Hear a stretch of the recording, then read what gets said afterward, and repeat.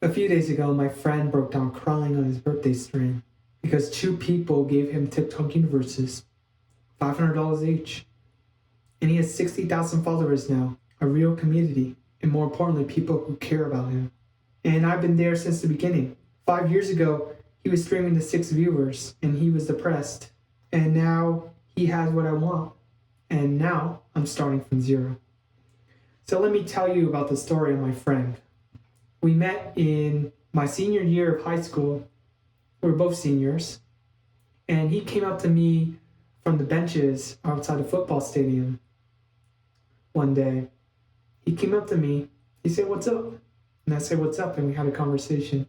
He told me that he was struggling. He needed to pass this class, this algebra class, in order to graduate high school. And so he asked me if I was willing to help. I said yes. And so every day after that, and this was the last semester of high school, I helped him work on any homework he had and helped him with all the concepts. And eventually he passed. He barely passed, but he did pass. And I was so happy for him at the end. He was very grateful for me.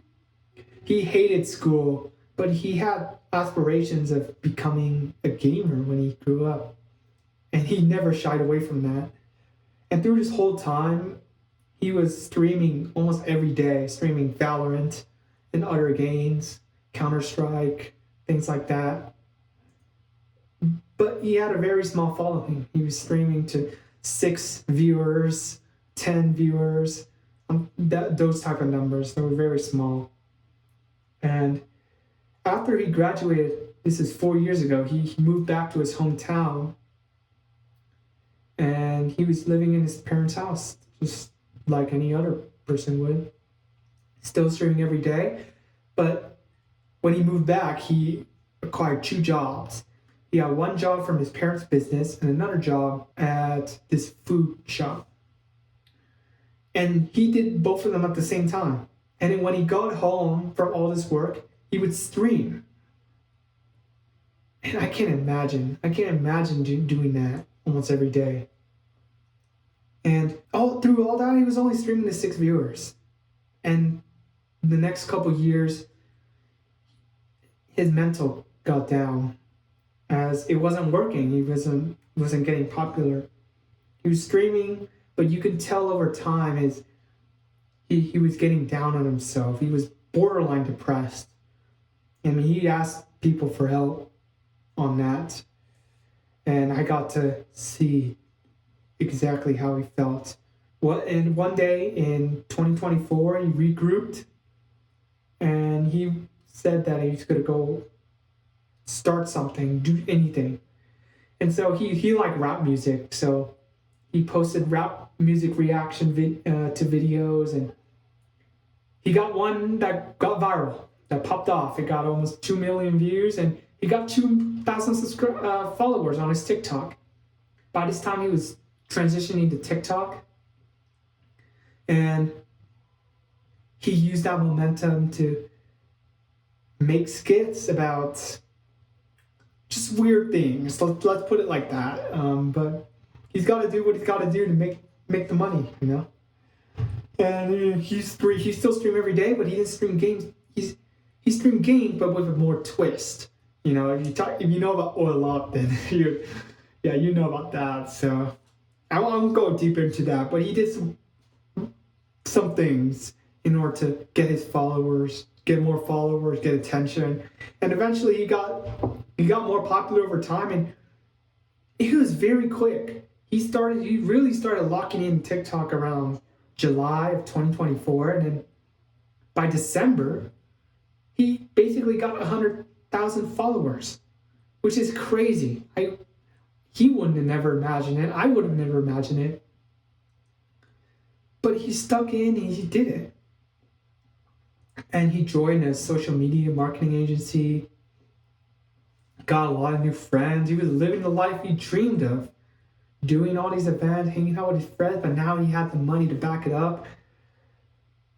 Until July last year, 2025, where his account got banned, permabanned. And he tried to have his agency help him with the appeal, but they couldn't do it. So he had to start from zero again.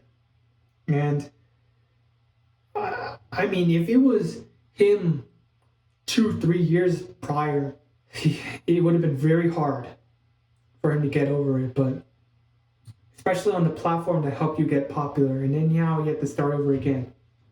But if it was truly luck, then he would have quit. But he didn't.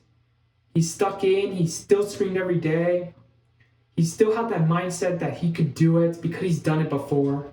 And he rebuilt it.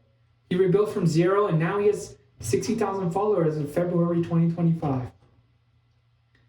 He's doing these auction streams, digital auction streams, and they're getting lots of engagement. Let's say that. I mean, his prime, his first account, he was getting 200 to over 1,000 viewers every stream. And that right now, he's right back to where he left off, almost 200 viewers per stream. And high engagement. He knows how to engage an audience. He knows. And so that leads me to what happened a few days ago on his birthday. So on his birthday, he was streaming the regular. You know, he was doing a long stream because it was his birthday. And then those few people gave him the TikTok universes. And he was just shocked. That sound, that animation when someone gives you a TikTok universe played, he was befuddled and he broke down. And I've never seen him break down like that before. And I know him so well. He was strong and he's so chill. He had this bombastic personality that he showed when he streamed. But when you talk to him, he's very chill. But I would never expect him to cry like that. I've never seen him show emotion like that. And it hit especially because, first of all, it was from his friends, his really good friends, from back in his hometown, who they were there since the beginning.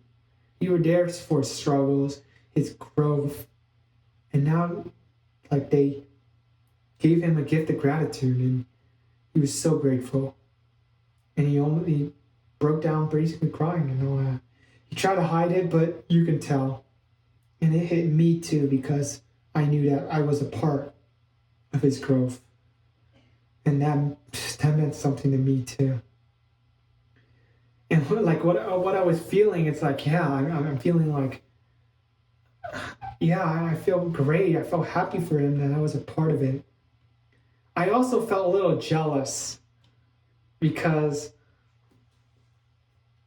he has what I want.